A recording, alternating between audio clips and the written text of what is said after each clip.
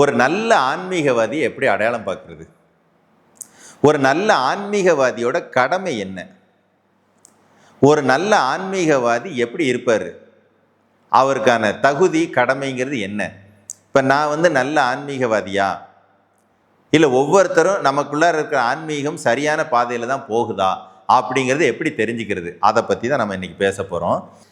நான் இயங்குறேன், இந்த இயங்குறதுக்கான சக்தி எங்கேருந்து வந்துச்சு, அதுக்கும் நமக்கு என்ன கனெக்ஷன்னு தேடி ட்ராவல் பண்ணுறீங்களா, இந்த பாதைக்கு பேர் ஆன்மீகம்னு பேர்.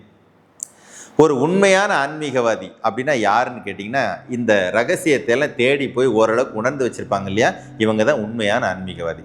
ஆமாங்க, இதுக்கு பேர் பிரபஞ்சம், இதுவும் ஒரு பிரபஞ்சம், இது பேரண்டம், இது சிற்றண்டம், அங்கே பேரண்டத்தில் என்னவெல்லாம் இருக்கோ அது சிற்றண்டத்தில் இப்படியெல்லாம் இருக்குது, இதை இப்படி இப்படி பயன்படுத்தினா வாழ்க்கையை ஜெயிக்கலாம், ஆரோக்கியமாக இருக்கலாம், நிம்மதியாக இருக்கலாம் அப்படிங்கிற அந்த அறிவியலை தெரிஞ்சு வச்சவங்க அத்தனை பேருமே ஆன்மீகவாதி தான்.